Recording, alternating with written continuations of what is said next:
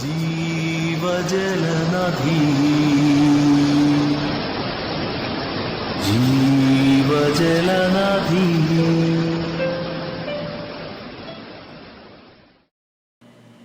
അപ്പോസ്തലന്മാരുടെ പ്രവൃത്തികൾ 13-ാം അധ്യായം. അന്ത്യോക്യയിലെ സഭയിൽ ബർന്നബാസ്, നീഗർ എന്നു പേരുള്ള ശീമോൻ, കുറേനക്കാരനായ ലൂക്യോസ്, ഇടപ്രഭുവായ ഹീരോദാവോട് കൂടെ വളർന്ന മനായേൻ, ശൗൽ എന്നീ പ്രവാചകന്മാരും ഉപദേഷ്ടാക്കന്മാരും ഉണ്ടായിരുന്നു. അവർ കർത്താവിനെ ആരാധിച്ചും ഉപവസിച്ചും കൊണ്ടിരിക്കുമ്പോൾ ഞാൻ ബർന്നബാസിനെയും ശൗലിനെയും വിളിച്ചിരിക്കുന്ന വേലക്കായിട്ട് അവരെ എനിക്ക് വേർതിരിപ്പിൻ എന്ന് പരിശുദ്ധാത്മാവ് പറഞ്ഞു. അങ്ങനെ അവർ ഉപവസിച്ച് പ്രാർത്ഥിച്ച് അവരുടെ മേൽ കൈവച്ച് അവരെ പറഞ്ഞയച്ചു. പരിശുദ്ധാത്മാവ് അവരെ പറഞ്ഞയച്ചിട്ട് അവർ സെലൂക്കിലേക്ക് ചെന്നു. അവിടെ നിന്ന് കപ്പൽ കയറി കുപ്രോസ് ദ്വീപിലേക്ക് പോയി. സലാമിസിൽ ചെന്ന് യഹൂദന്മാരുടെ പള്ളിയിൽ ദൈവവചനം അറിയിച്ചു. യോഹന്നാൻ അവർക്ക് ഭൃത്യനായിട്ടുണ്ടായിരുന്നു. അവർ ദ്വീപിൽ കൂടി പാഫോസ് വരെ ചെന്നപ്പോൾ ബർയേഷു എന്നു പേരുള്ള യഹൂദനായി കള്ളപ്രവാചകനായൊരു വിദ്വാനെ കണ്ടു.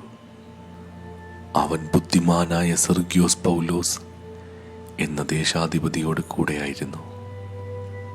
അവൻ ബർന്നബാസിനെയും ശൗലിനെയും വരുത്തി ദൈവവചനം കേൾപ്പാൻ ആഗ്രഹിച്ചു. എന്നാൽ എലീമാസ് എന്ന വിദ്വാൻ, ഇതാകുന്നു അവൻ്റെ പേരിൻ്റെ അർത്ഥം, അവരോട് എതിർത്ത് നിന്ന് ദേശാധിപതിയുടെ വിശ്വാസം തടുത്ത് കളവാൻ ശ്രമിച്ചു. അപ്പോൾ പൗലോസ് എന്നു പേരുള്ള ശൗൽ പരിശുദ്ധാത്മപൂർണനായി അവനെ ഉറ്റുനോക്കി, ഹേ സകല കപടവും സകല ധൂർത്തും നിറഞ്ഞവനെ, പിശാചിന്റെ മകനെ, സർവനീതിയുടെയും ശത്രുവേ, കർത്താവിൻ്റെ നേർവഴികളെ മറച്ചു കളയുന്നത് നീ മതിയാക്കുകയില്ലയോ? ഇപ്പോൾ കർത്താവിൻ്റെ കൈ നിന്റെ മേൽ വീഴും. നീ ഒരു സമയത്തേക്ക് സൂര്യനെ കാണാതെ കുരുടനായിരിക്കും എന്ന് പറഞ്ഞു.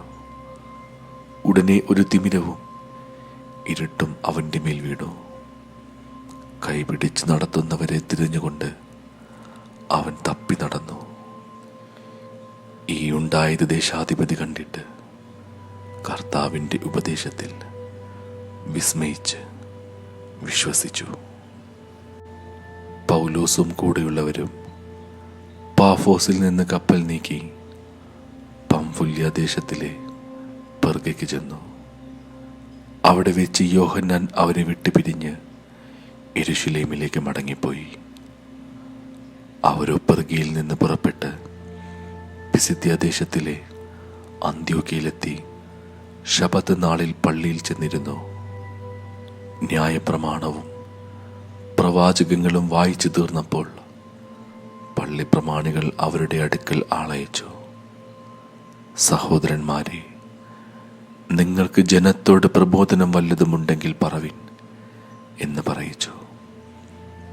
പൗലോസ് എഴുന്നേറ്റ് ആംഗ്യം കാട്ടി പറഞ്ഞത്, ഇസ്രായേൽ പുരുഷന്മാരും ദൈവഭക്തന്മാരുമായുള്ളവരെ കേൾപ്പിൻ.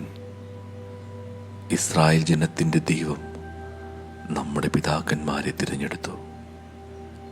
മിസ്രയീം ദേശത്തിലെ പ്രവാസകാലത്ത് ജനത്തെ വർദ്ധിപ്പിച്ചു. ഭുജവീര്യം കൊണ്ട് അവിടെ നിന്ന് പുറപ്പെടുവിച്ചു. മരുഭൂമിയിലെ 40 സംവത്സര കാലത്തോളം അവരുടെ സ്വഭാവം സഹിച്ചു. കാനാൻ ദേശത്തിലെ 7 ജാതികളെ ഒടുക്കി അവരുടെ ദേശം അവർക്ക് അവകാശമായി വിഭാഗിച്ചു കൊടുത്തു. അങ്ങനെ ഏകദേശം 450 സംവത്സരം കഴിഞ്ഞു. അതിൻ്റെ ശേഷം അവൻ അവർക്ക് ശമൂവേൽ പ്രവാചകൻ വരെ ന്യായാധിപതിമാരെ കൊടുത്തു. അനന്തരം അവർ ഒരു രാജാവിനെ ചോദിച്ചു. ദൈവം അവർക്ക് ബെന്യാമിൻ ഗോത്രക്കാരനായ കീഷിന്റെ മകൻ ശൗലിനെ 40 ആണ്ടേക്ക് കൊടുത്തു. അവനെ നീക്കിയിട്ട് ദാവീദിനെ അവർക്ക് രാജാവായി വാഴിച്ചു. ഞാൻ ഇശായിയുടെ മകനായ ദാവീദിനെ എനിക്ക് ബോധിച്ച പുരുഷനായി കണ്ടു. അവൻ എൻ്റെ ഹിതമെല്ലാം ചെയ്യും എന്ന് അവനെക്കുറിച്ച് സാക്ഷ്യം പറഞ്ഞു. അവൻ്റെ സന്തതിയിൽ നിന്ന് ദൈവം വാഗ്ദത്തം ചെയ്തതുപോലെ ഇസ്രായേലിന് യേശുവെന്ന രക്ഷിതാവിനെ കൊടുത്തു. അവൻ്റെ വരവിന് മുമ്പേ യോഹന്നാൻ ഇസ്രായേൽ ജനത്തിനൊക്കെയും മാനസാന്തരത്തിൻ്റെ സ്നാനം പ്രസംഗിച്ചു. യോഹന്നാൻ ജീവകാലം തികവാറായപ്പോൾ, നിങ്ങൾ എന്നെ ആരെന്ന് നിരൂപിക്കുന്നു? ഞാൻ മശിഹായല്ല, അവൻ എൻ്റെ പിന്നാലെ വരുന്നു.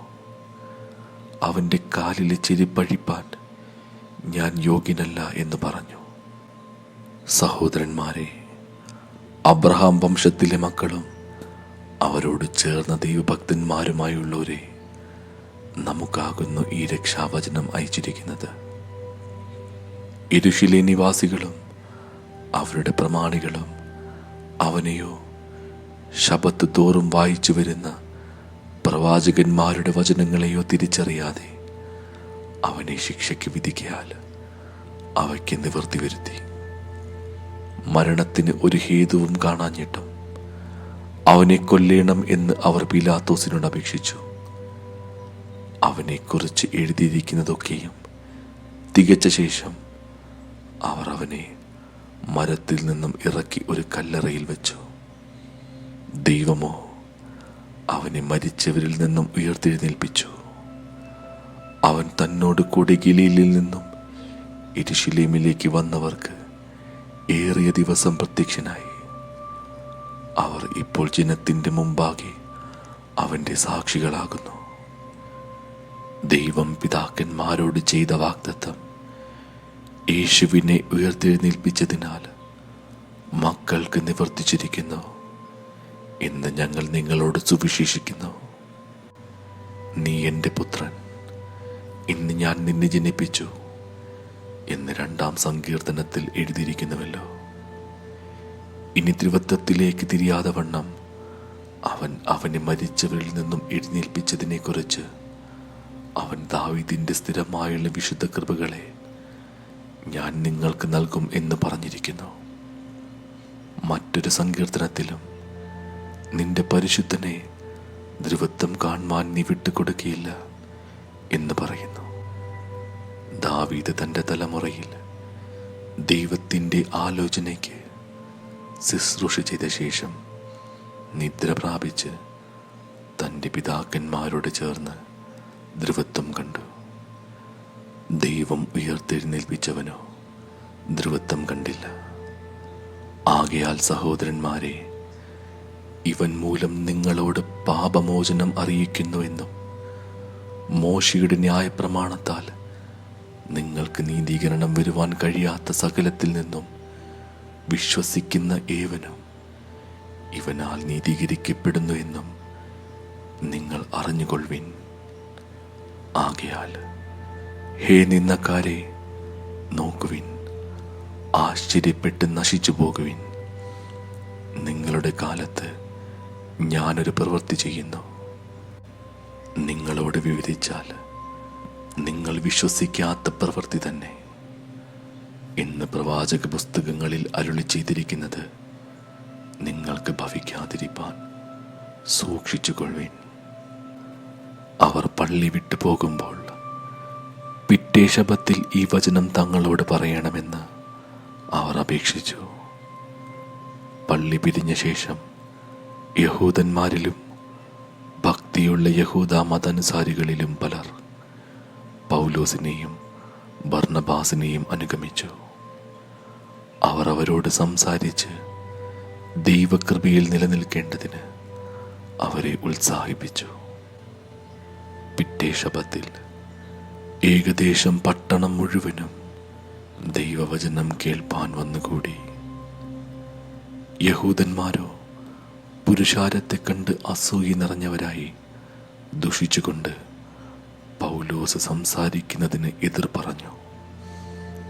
അപ്പോൾ അപ്പോൾ പൗലോസും ബർന്നബാസും ധൈര്യം പൂണ്ട്, ദൈവവചനം ആദ്യം നിങ്ങളോട് പറയുന്നത് ആവശ്യമായിരുന്നു, എന്നാൽ നിങ്ങൾ അതിനെ തള്ളി നിങ്ങളെ തന്നെ നിത്യജീവന് അയോഗ്യരെന്ന് വിധിച്ച് കളയുന്നതിനാൽ ഇതാ ഞങ്ങൾ ജാതിയിലേക്ക് തിരിയുന്നു.